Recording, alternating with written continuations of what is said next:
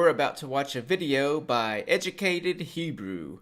And well, spoiler alert, she doesn't sound educated at all. Today I'm going to address the atheists. I get a lot of atheists on my Twitter page, and on my Twitter page I have Bible scriptures so they know I'm about the Bible. And all I want to say to atheists is this: you are a non-factor. The fact that you don't even believe in God makes you a Satanist.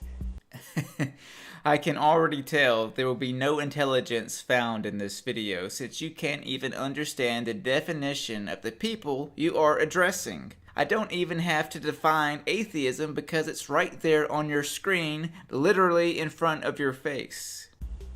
By default, period. There's only good and evil.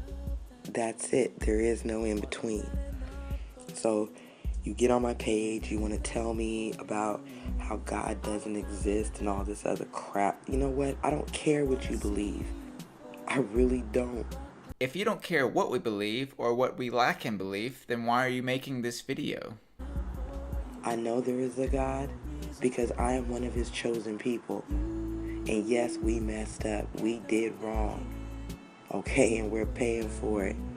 We messed up a lot of things. But that's not going to stop me from believing in a higher power, in a higher being.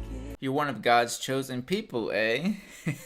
This right here is why the belief in God can be so dangerous. If you believe God has chosen you, you can also believe that he wants you to discriminate against people of different religions or shoot up gay nightclubs like your Muslim counterparts.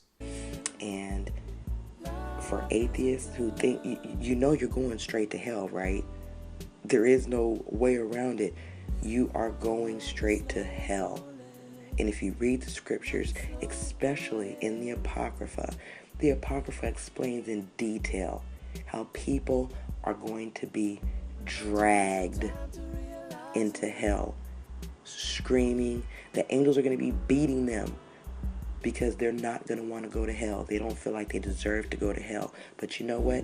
It shouldn't even matter. You don't believe hell exists, right?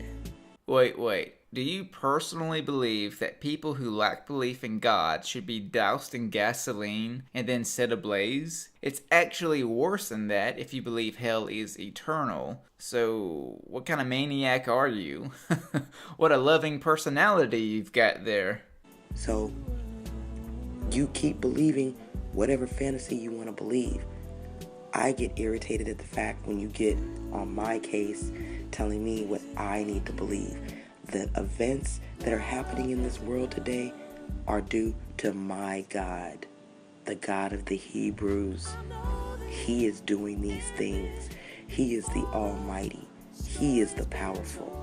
Wow, you actually admit it. Finally, a Christian admits that all the terrible things in the world are orchestrated by God. Because if God was real, which he's not, but if he was, and if he was all-powerful and in control, then he deserved the blame or credit for every single thing, including natural disasters, famine, the death of millions of children, AIDS, rape, and a host of other diseases. And you don't believe in him, so it doesn't matter. And the reason why you don't believe in him is because he has not revealed himself to you.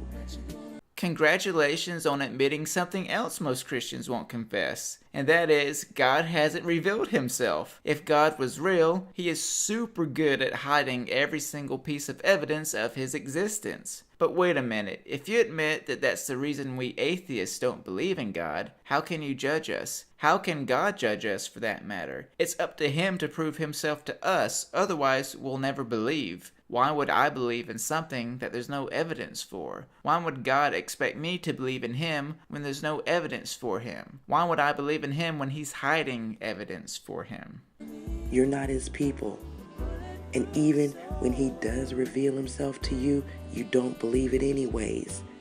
So why should he break his neck to do miracles for a people or for a person that doesn't believe in him in the first place? Do you honestly think it would be so hard for an all-powerful, all-knowing, omnipresent deity to reveal himself? Are you, how should I say this without sounding mean? Mentally lacking? You know what I mean? The fact that you're breathing right now is proof that God is alive.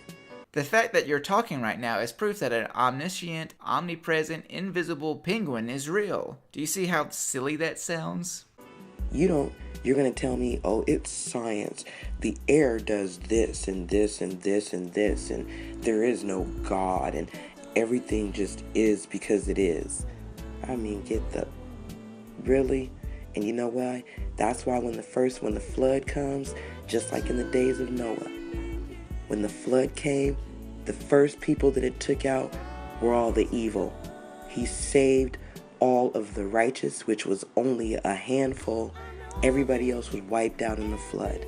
How many babies, children, pregnant women, and disabled people do you think your little God killed in that flood? So my question is this: since you don't believe in God, where do you think that you are going? Where do you think that your spirit that is eternal, where do you think that's going to go? Can you define what a spirit is, and can you prove that it is real? Can you also prove that it lives on, and can you prove that heaven and hell are real? If you can't prove any of this, then why should I believe it?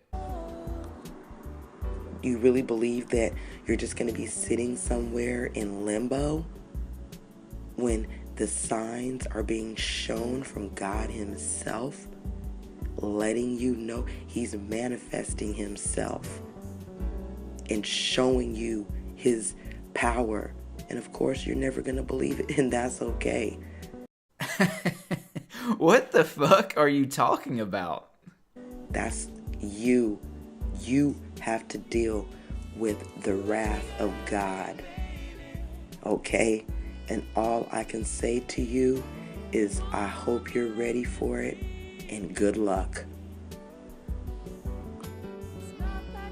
I swear to the homophobic, slavery-endorsing God that you Christians get sillier and sillier with these apologetic videos. But before I go, let's take a look at the top comment on her video. The commenter asked a good question. So, God lets us have free will to make our own decision, and we can be good people. But if we don't believe in this specific loving God that did not reveal himself to us, and based on what you state, we're not his child, we'll be sent to hell? So, he is a loving God or a controversial mad God? Okay, there's a lot of typos in that. Maybe English isn't this person's first language, but I think we get the point. But you know what Educated Hebrew replies with? Have a nice time burning. Educated Hebrew, the fact that you think it's funny that any sentient life would face an eternity of torture and suffering is sickening. It's a very good look at your character. It shows us all that you really are a sick fuck.